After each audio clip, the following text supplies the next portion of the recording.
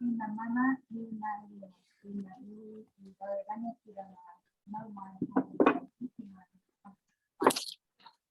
everybody, let's start this hui with a karakia, which will be led by my colleague Saka.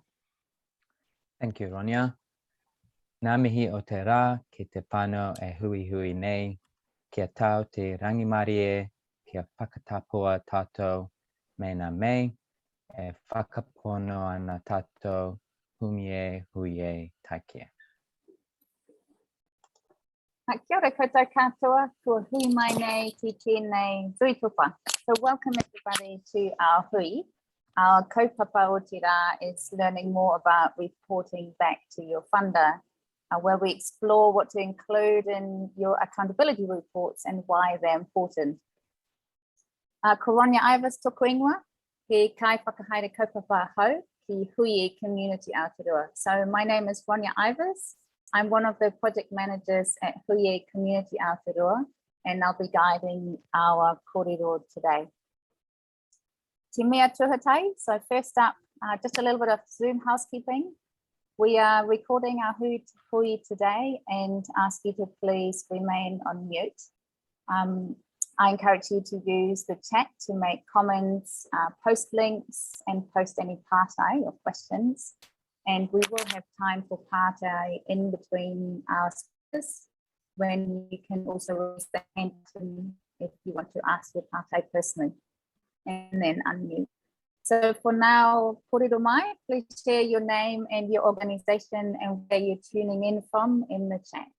If you are happy to have your video on, we'd love to see your wonderful faces as well. Inaine, I would like to mihi to our speakers. Chiara La Rotonda is the Community Engagement Funding Manager at the Wellington Community Trust. Liz Stevenson is the Community Advisor, Community Operations at the Department of Internal Affairs. And Dr. Quran Malik is CEO of the Auckland-based charity Hope Worldwide Pakistan. Kia ora koutou. So Hui is the peak body for the tangata whenua community and voluntary sector in Aotearoa, New Zealand. And we have a particular focus on supporting small to medium community groups. For the past 2 years, we've supported more than 100 community groups across the Mutu Access funding through our Hoa Putea Moni and grant writing support program. And I know some of you on the call today have been part of our program as well, so it's really lovely to see you. So usually once you receive funding, you'll be asked to report back to your funder about the outcomes or the results of the funding at the end of the term. So they're part of your accountability to your funders, but also a really important part to building trust with your stakeholders, with all your stakeholders, not just your funders. So we know those reports as accountability reports. Sometimes they're referred to as outcomes or results reports. And we've had a lot of questions from those that we've been working with over the years about how to best report, what to include and where to find help. So as a result, our session today focuses on reporting back to your funder.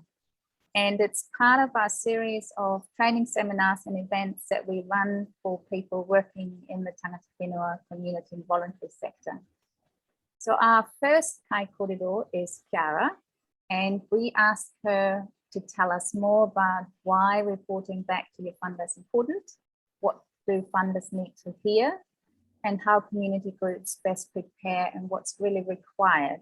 So I really look forward to listening to Chiara's kōrero, and we'll have a few minutes time for question after Chiara's kōrero, and before moving on to our next speaker. So kei koe te wā, Chiara, over to you. Kia ora ingoa.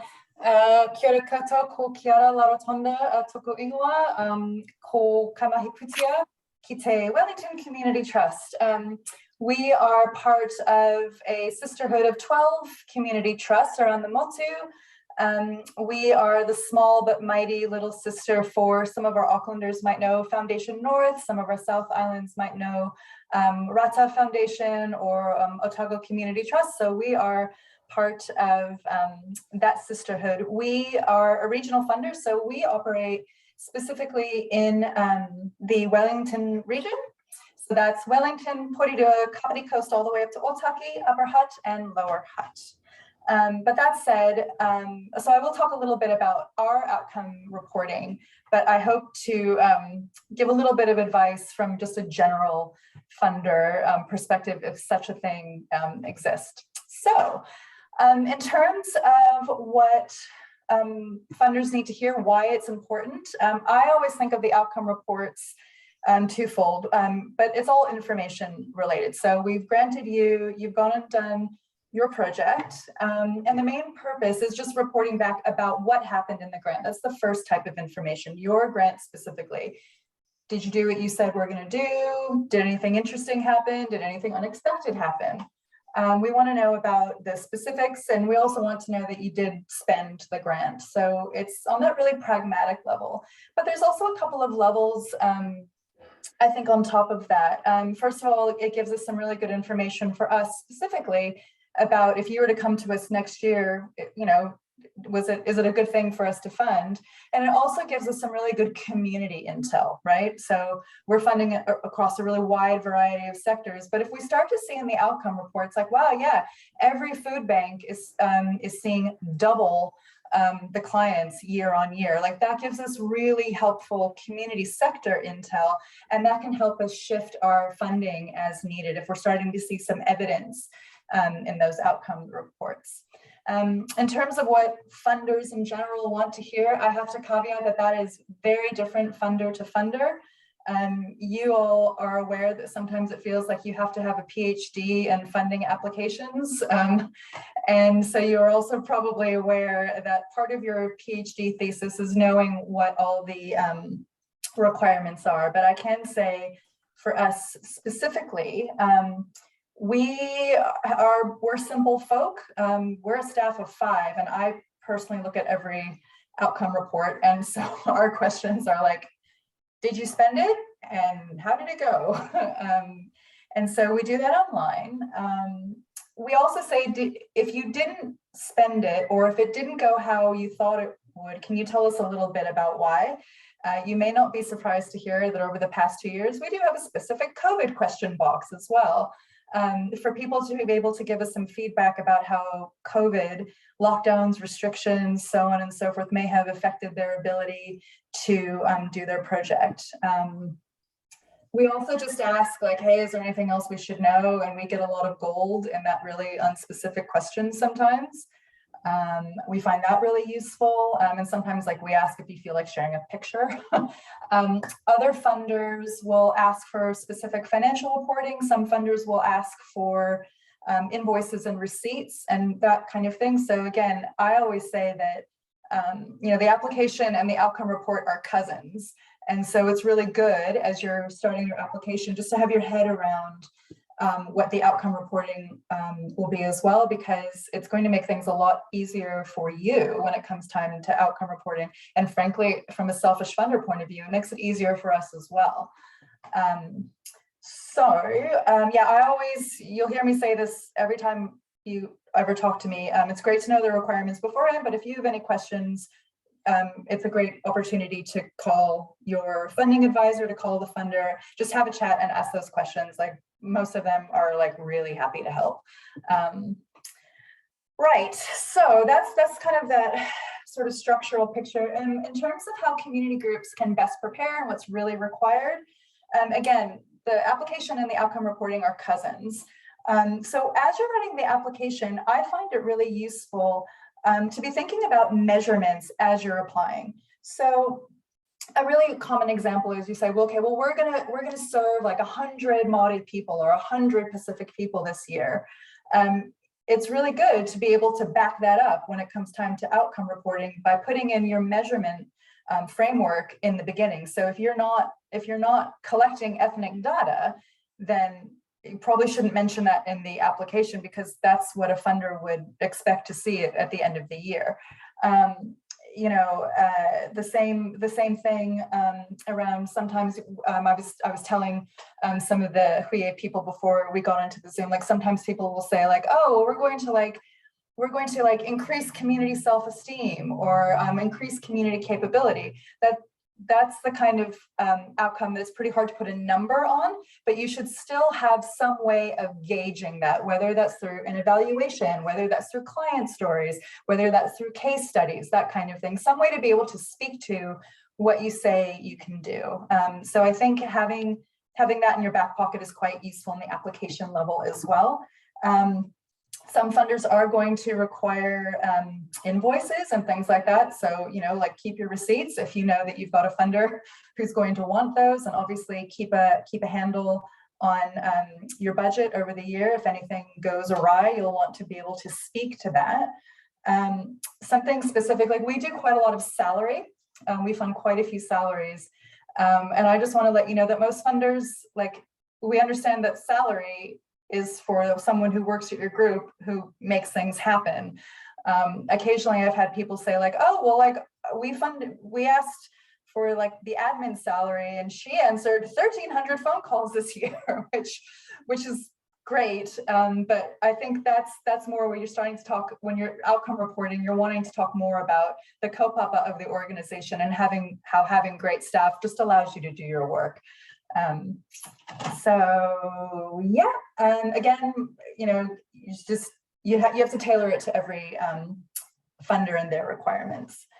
One of the questions Hui asked me to speak to was what works well and what doesn't. You may not be surprised to hear again that what works well for us is like no surprises. So we've seen this over and over and over since March of 2020. If something is not going according to plan, I really appreciate it when people let me know way before it's outcome reporting time. What I don't want to see is I read this report and it says, oh no, like we had to lay off 3 staff and we didn't deliver our project at all. Like that's quite distressing for us. So if things are starting to go a bit pear-shaped or things aren't going quite as you expected, just give us a bell. And this is true for most other funders as well. Like, please let us know what's happening. This is so common during COVID times. It is just so common. So there's no shame in it. It's so much better to give us early intel, and we can talk about what the options are. You may need to extend your grant. You may need to push out your outcome reporting time a little bit. You may need to repurpose. And then, you know, we'll have our own requirements for that as well. But it's always that conversation that's most important. I guess this is also one little thing just to note is that if you don't spend all of the grant, for us as WCT, that's good information. If it's going to be like a little small amount, most funders are not going to want you to return that at the end of the year, but that is something to, again, absolutely check with them. And again, that's a good opportunity for a conversation. Yeah, I would definitely say another, like something that's useful for us is to get that in on time. We give a 2-week kind of deadline approaching email, like an automated email, and a lot of the funders do that as well. Again, if you think that something is going to impact you being able to get that report in, just let us know. I do extensions all the time, but again, I'd rather do that because of a conversation than to look at a report and be like, oh my gosh, it's 6 months late. And it's also worth noting that a lot of funders do use, as I said earlier, they do use that outcome report to inform their next decisions on the next grant that you put in. So again, like when we have our assessment team meetings, that is actually one of the things that my team will talk to in our assessment meeting. Like, oh yeah, I had the outcome report. Oh yeah, really good. They had to shift things around a little bit. So they did X instead of Y, but they've had great success. So yeah, absolutely do it, I guess would be my main advice. And then I think the final thing that Hui asked me to chat to, which I cannot emphasize enough, is around how COVID has changed the funder and grantee relationships and how that impacts reporting. We're in a really nice position as a funder because we're small, and also because Wellington itself is pretty small, to be honest. So a lot of us know each other. The funders all know each other, and we've got really nice relationships with the groups that we work with. COVID has made it even more important to communicate about unexpected things. You know, again, I know my Aucklanders in the group will have really experienced that for half of 2021 last year. We're even seeing things with like supply chain difficulties with some of the groups that we're working with now in red. So COVID makes it even more important to treat outcome reporting as one type of communication and just part of the relationship that you have as a community group with your various funders. Again, I know everyone's going to have a spreadsheet of like who they're working with and that kind of thing. I know everyone's getting their PhD and probably teaching PhDs in working with funders. But yeah, the thing to always do, like if you are like unsure or you think like, oh, this isn't quite working the way we want to, just give us a ring. And it's that kind of conversation that also forms almost an informal outcome report as well. So it's not just all about the written stuff, it's about that relationship. I think that's me. Kia ora, Kiara. Thank you so much for that kōrero. And yes, we can jump straight into questions. You talked about the relationship between funders and grantees during COVID. Would you have seen much around how that influenced the way that organisations are being asked to report around informal reporting and what the opportunities are for that going forward? Will we see more of that going forward? Yeah, I think because I work with around 200 organizations, I cannot keep in my head everyone's progress over the years. So I think written outcome reporting, regardless if that's by email or that's through a portal, is always going to be important, and also so that we can refer back to it. But I can say what I will often do is I will have a chat to somebody or get an email saying, hey man, like we have to make some changes. And I'll always use that I'll usually attach that to the application itself or to the online outcome reporting. So I will try to keep a track of where the conversation over the year has gone. So, and that's also like, I will write down like the conversation that we had and do that. So I do that on my side. And I think because again, like it is very relationship based. If like, if the Rania Community Trust comes to me for a grant, I immediately can be like, oh yeah, I just had a chat with Rania a couple of weeks ago. This is the direction that they're going in, and for next year they're going to want to do X, Y, Z. So a lot of that is just forming the personal relationship between you and your funding advisor.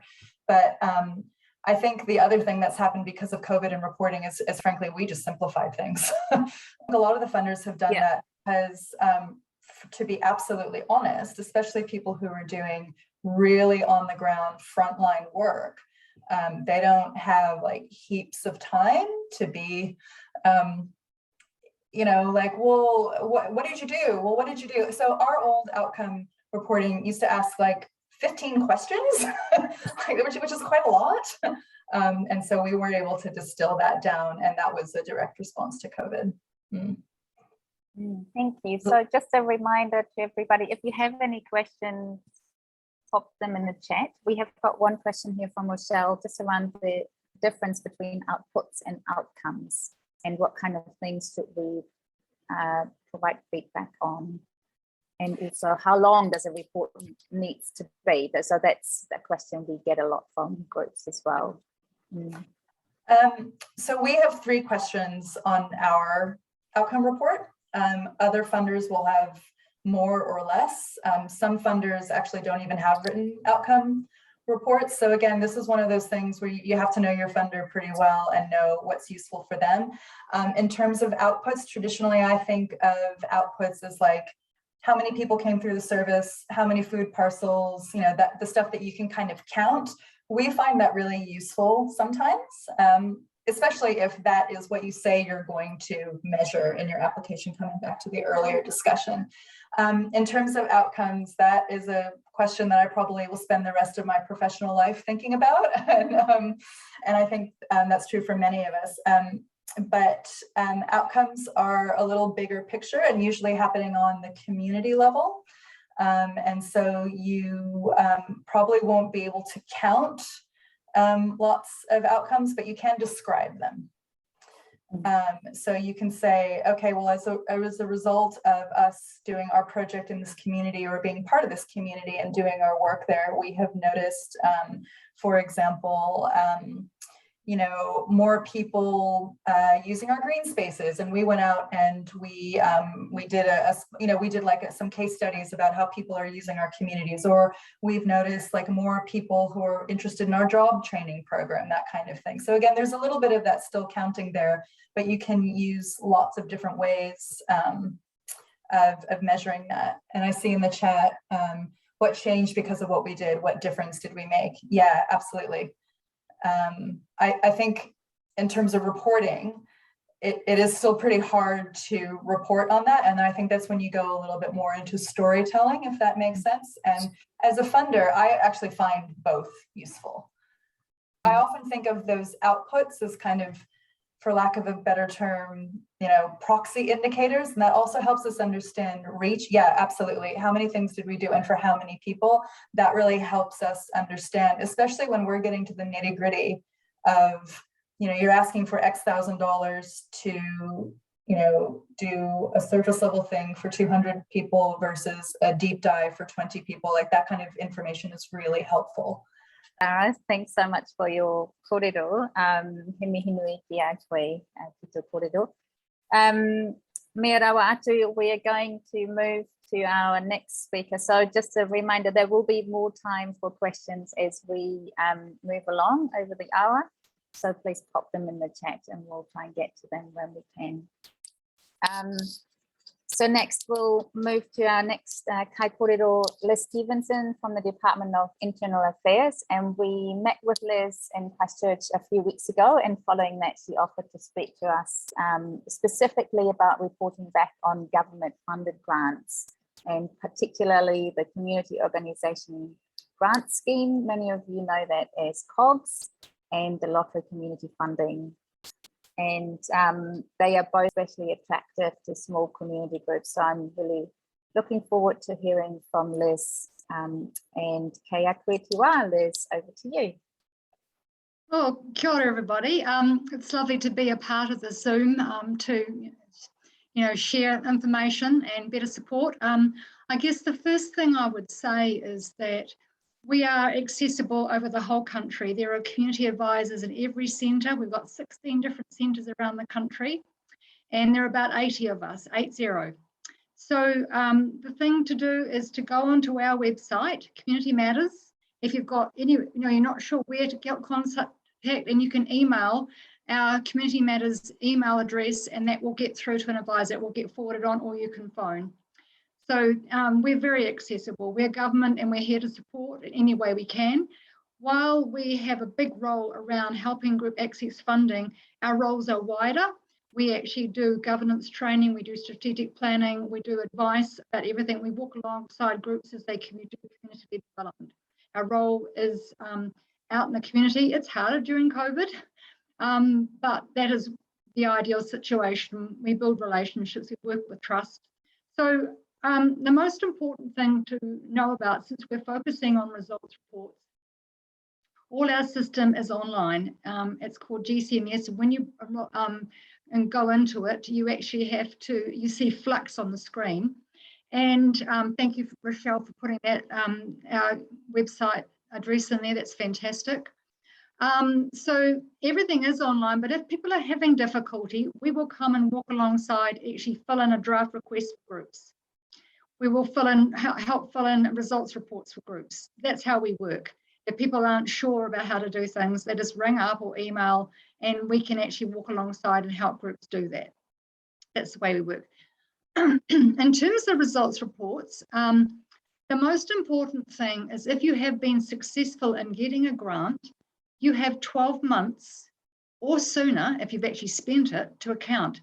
So the first thing I say to groups is please put a calendar on your wall and note when you're going to be accounting. And so if you have spent it all, you can account, even after a couple of weeks. If you've spent it within 2 weeks, you've just had an event, you've spent it, you can account and do your results point a report at that time. You need to be able to show that you've spent it. And that's the next most important thing I'll say to you is we don't want to see invoices, we don't want to see bank statements.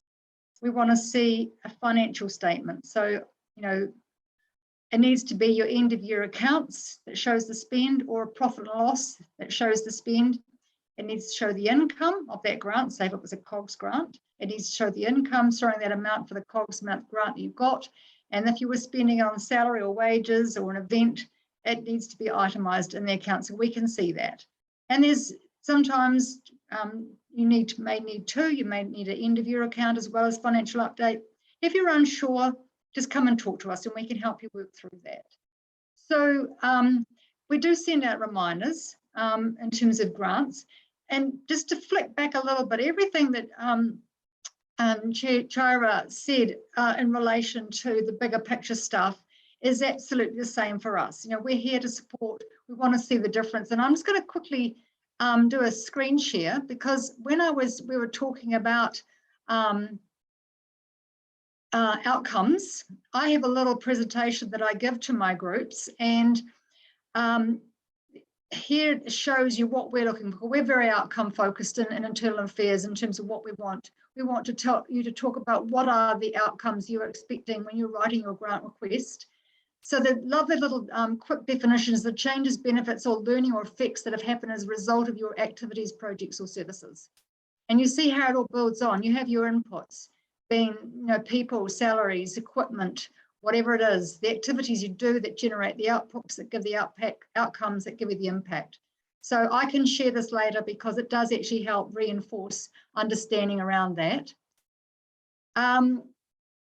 So as Chaira said, the funders, who I think we have had external funding committees that make the decision, they actually want to see that you are doing everything according to the books. We don't like groups to be reporting late because it does actually have an impact on how the funders view you. So if you've got anything that's going wrong, you're not going to be able to spend it, and COVID times changed everything for everyone.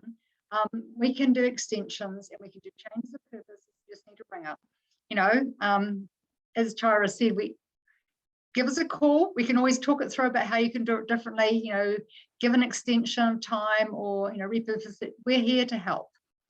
The other thing that I'd say, and I'm going to do another screen share here. Yeah, so here's our Community Matters website, where actually, if you put in results report, because that's what we call it, these are the things that we want you to ask, to look at when you're doing a results report.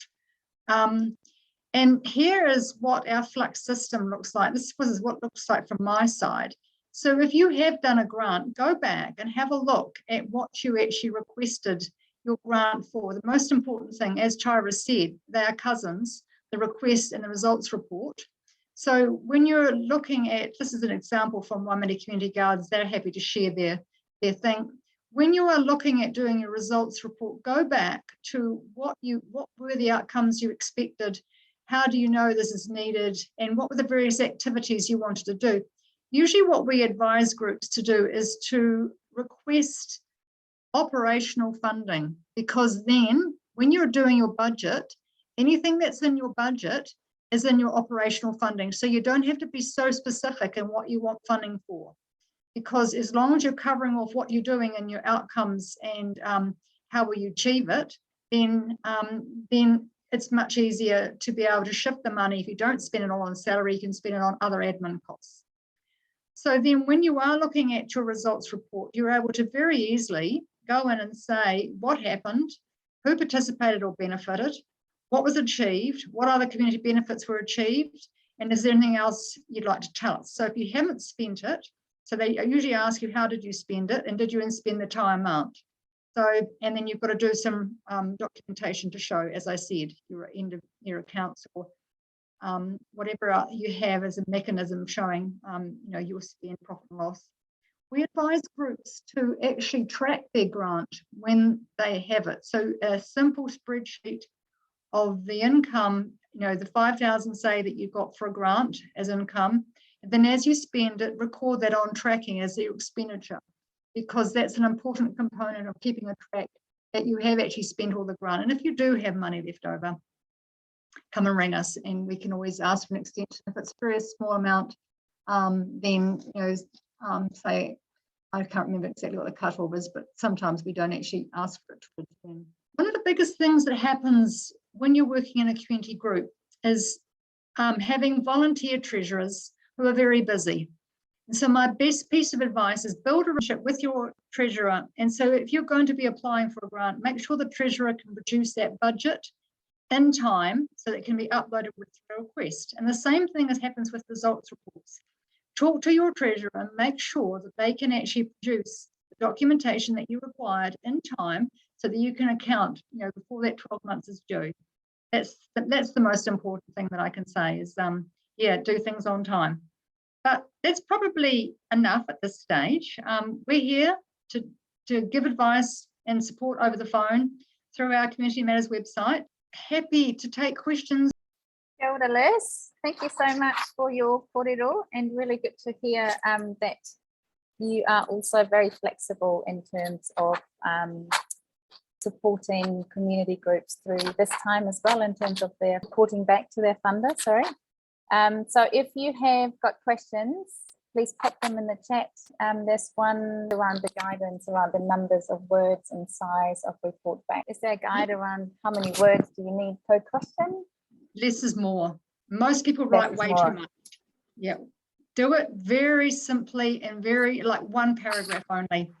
And the same thing for requests. Unfortunately, we have not, you know, we haven't been able to get through to our administrators in Wellington that the field size just means people will keep on writing. And it doesn't help. It actually goes the other way. And when you're doing requests and results reports, the people who are assessing them, either a funder or a funding administrator, will go to sleep if you haven't been clear. So the most important is very simple, clear, succinct English language, one paragraph only. And, you know, if you've got numbers, put those numbers in. So an example is if you're working as a vehicle, you know, a community vehicle trust, and you have numbers of the number of people who use that community vehicle service, say per annum, 100 people use this community vehicle trust. And then you can actually, and then the outcomes are that the people were less isolated in that rural community because they had access to a rural community vehicle service that delivered them into the city to do whatever they need to do in the city when they don't have licenses. So yeah, keep it small. And yes, bullet points are okay. Yes, people do write novels and it's not smart, because you just alienate your funders when you write novels, because they just go to sleep and they say, please, can we limit the field? Yeah. And so just on that point, Liz, because some of the questions that we get through is, where do we find help with writing a report? Because obviously the actual skill of writing something isn't everybody's skill. So is there support from community advisors to help with the drafting of reports as well? Because I know that you do sometimes support with the applications as well. Yes, and the we can. Yeah, we can help. So you just ring that 0800 number or send an email to Community Matters, and an advisor will help you draft it, what's needed to put in that request or that results report. Yeah. There's another question just around how the results reports are used other than for compliance. We actually gather the information, you know, in terms of what difference is happening in the community. Like when you're an advisor based in one region, like I used to look after South Canterbury, I would skim through the results report so I could see, you know, all the various things that are happening in that community, what difference they're making. We have got plans to do greater work around the evaluation, but, you know, it's an indicator of, you know, as for compliance, it is truly the first thing. It's an indicator of a group's ability to manage their funding and their grants. So yeah, the other thing to know actually with our grants and our results reports, 10% of all our grants are audited. So while we don't actually ask for receipts and invoices and all that kind of stuff, you need to have records kept in your office in case you would be audited from an external agency. Thank you, Liz. Very good point too. Kia ora, he mihi nui ki a koe, Liz, ki tō kōrero. So we are going to move to our third speaker. We have asked Malik to speak to us from a community perspective on the key messages that he's taken away when going through his accountability reporting, and something that he can share with community groups who are just starting out on their journey of reporting back to their funder. So kia ora, Malik. Thank you very much, Ronia. Tēnā koutou, tēnā tātou katoa. Ko Margala te Moanga, ko Margala te Moanga, ko Wate Awa, ko St. Thomas te Marae, ko Thai Airways te Waka, ko Malik te Hapu, ko Malik te Iwi, ko Malik Ingua. Tēnā koutou, tēnā tātou katoa. Thank you very much, Huye and the team, for giving me opportunity to share and also share our experience about the specific topic today. Thank you very much for everyone joining us. I do have a slide to share. As I mentioned, my name is Khurram Malik and I'm known as Malik. I'm a registered social worker based in Henderson, and I'm the founder and director of Hope Worldwide Pakistan. Hope is an organization based on peace, justice, and humanitarian development. So vision of the organization is empowering the marginalized, and mission is to promote an inclusive society, enabling every individual to enjoy basic human rights irrespective of gender, race, or religion. So these are our programs, what Hope does: skill development, food bank, and community connection, social inclusion program.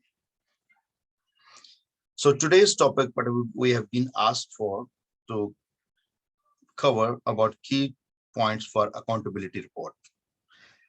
So this is all about from our experience and our knowledge. So yeah, what we think, and then what is accountability I will cover in this one, and what accountability important, why, and how to increase the accountability within our organization. So accountability is, as our other colleagues, they have mentioned very clearly about the accountability and the reporting. So this is the definition which we came up with. Accountability is a way to make organization accountable to their actions and operate efficiently and responsibly.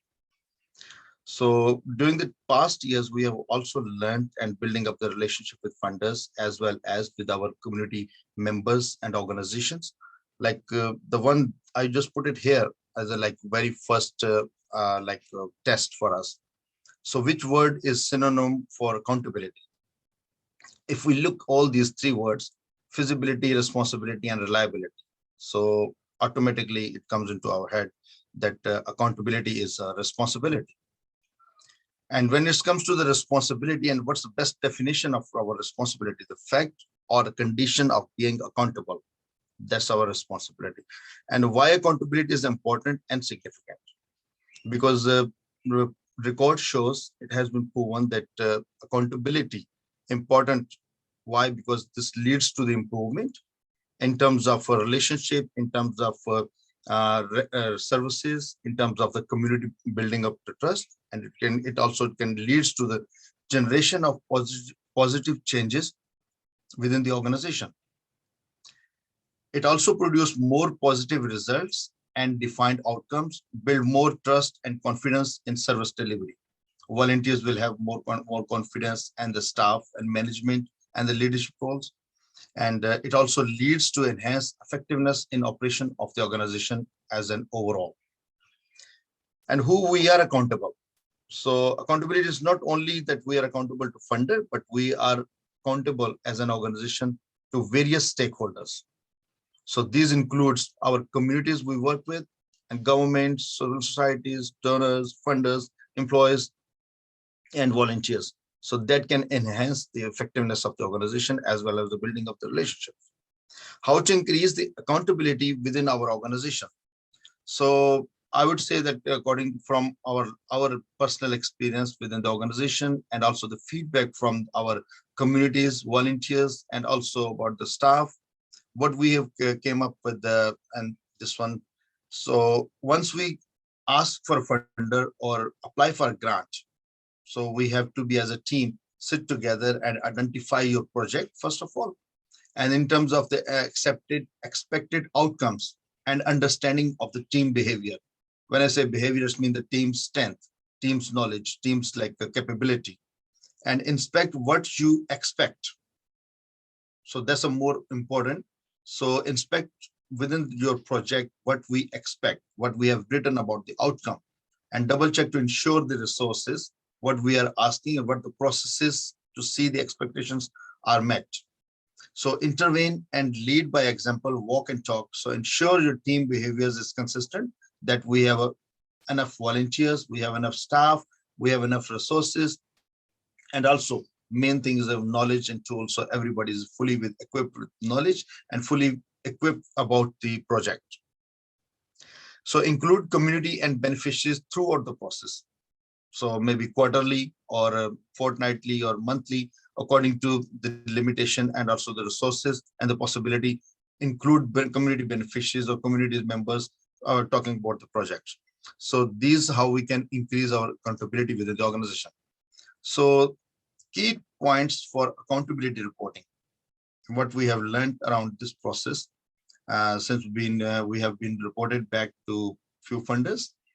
And yeah, so because this is accountability reporting is not only one off job, right? When you finish that project, what we believe this is ongoing, as Liz mentioned, or Kyra as well, when we have applying this one, so you know what we are applying for, and then where we will be using this money for, and ongoing communication, because this is an ongoing process. Intervene early, and we all need to know that, understand that this is important for effectiveness and best practices. So produce a log frame for your project. If it's possible, produce a log frame, logical framework, what to do, where to do, and how you will.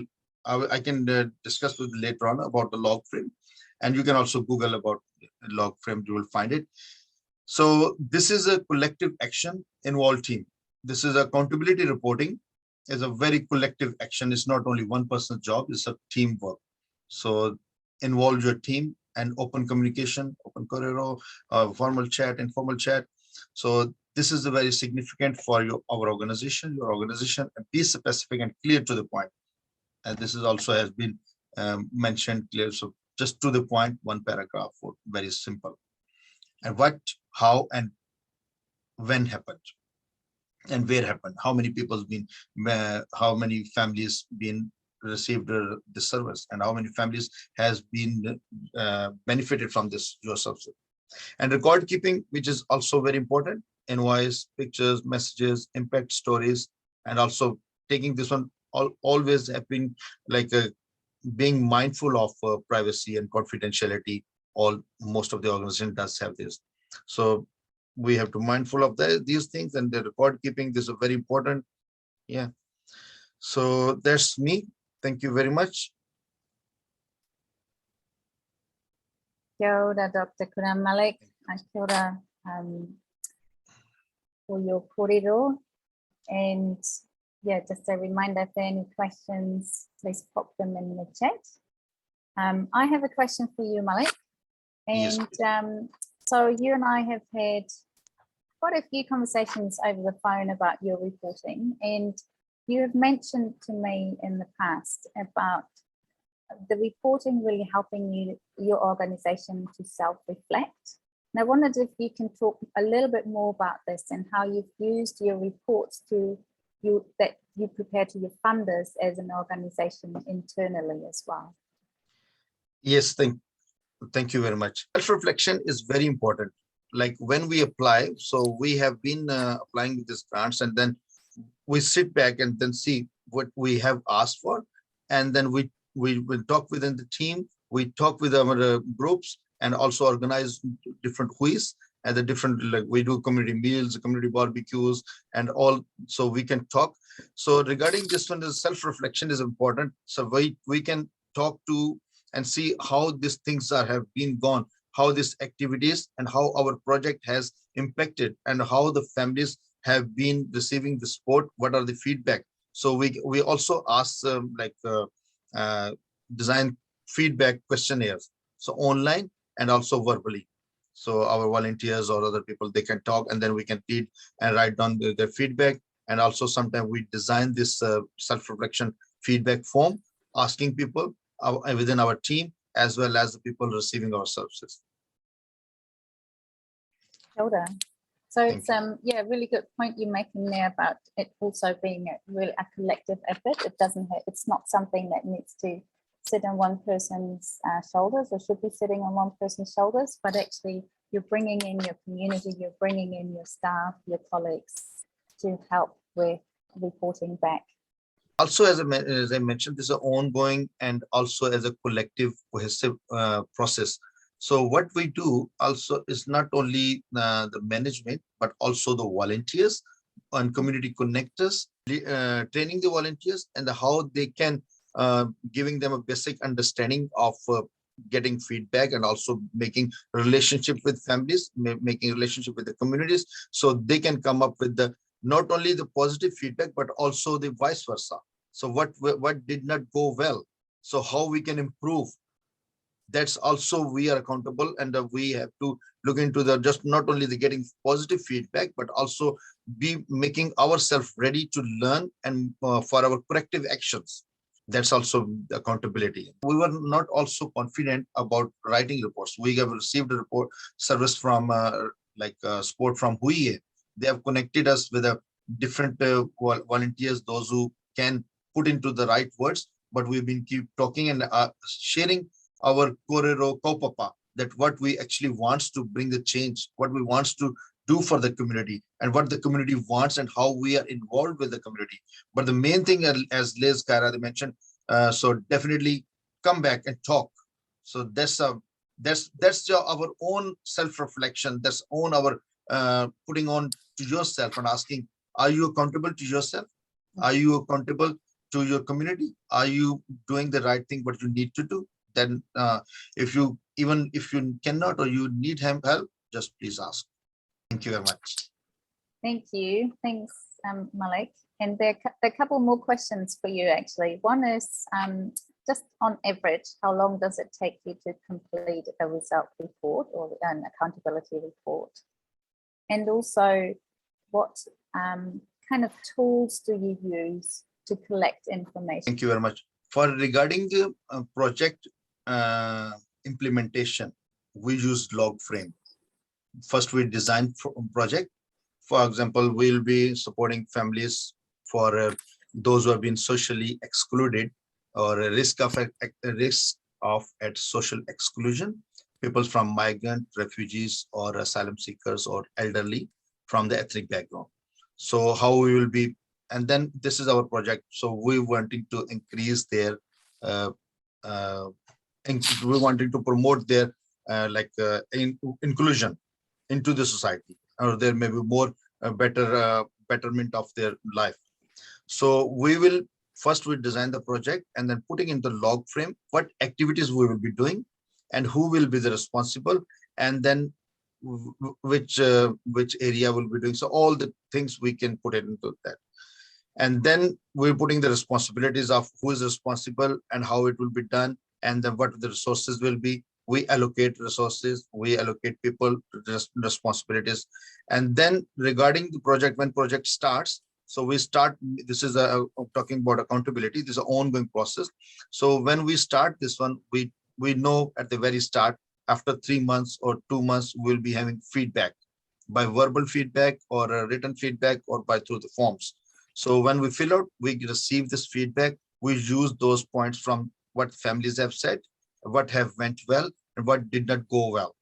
So we use that one for log frame for the implementation, and feedback form or feedback, verbal feedback, and also about ongoing, we can start writing this, take intervention, intervene early.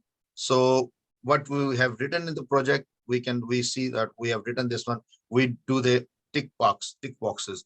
Okay, these activities We said that we'll be providing first aid training. How many first aid training has been done? We have said we will be doing skill development programs. So how many skill development programs have been done? So we have said that we will be providing social support. So how we provided psychosocial support. So we have a like a community connectors. We have a people, those who have a like a counseling knowledge or mental health knowledge or registered nurses. So how did we do all these activities? So time to time, after 3 months, we sit together and we see where we are. And then we put, after that, if you're doing ongoing, side by side, and after 6 months, once your project finished, you have everything ready. Now you put all together into the main page and then done. Thank you. Thanks, Malik, for sharing that. And perhaps there's some time after 1 o'clock that we can stay together and have a bit more kōrero about that, and you can share a little bit more informally. Yeah. But no reira, that's all we have time for today. So I want to thank our kai kōrero, Kiara, Liz, and Malik for your generous time and contributions today. And also all those who attended today. And thank you for your great questions. I know we didn't get a chance to answer all our questions. There will be more opportunity for that going forward. So words that I've taken away from today is really start early, monitor your outcomes and outputs, call the advisors if you need help. They're really happy to talk to you. Don't return money, less is more. Use bullet points and use the reports internally, and it is a joint effort. So those are some of the words that I've taken away. I just wanted to say too that this webinar is part of a series of training events that we're running, and our last seminar next week will look at how to start providing fund community services for government. So we will invite you to come along to that. And maybe Saka has put the link in the chat. Thank you. Also, we have recorded today and we will publish it on our website tomorrow, and I welcome you to share it around with some colleagues and friends, and previous webinars are also available on our website. Encourage you to sign up to our network and receive updates on upcoming opportunities. We will share that link in the chat as well.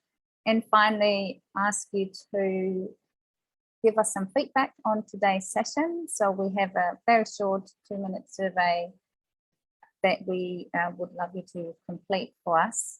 And it will give us an idea of what we did well, what we could do better for next time, but also some ideas around what kind of topics you would like to hear going forward. So before we finish off, I just also want to mention we are going to keep this Zoom room open for a little bit longer after 1 o'clock. And it's really an opportunity for us to connect with you, for you to connect with us, and to connect with each other. And that session won't be recorded. So please stay on if you have some more questions. We invite our speakers to stay on as well if they can. And I will then finally ask Saka to finish us off with a karakia. Thank you, Ronya, and thank you to all the speakers and for you all for joining us. I've posted the 2 links. We'll close now with a karakia. Ka whakaharia te tapu, kia wātia a te rā, kia turuki whakataha ai, kia turuki whakataha ai, huie taike. Tēnā koutou, tēnā koutou, tēnā koutou katoa.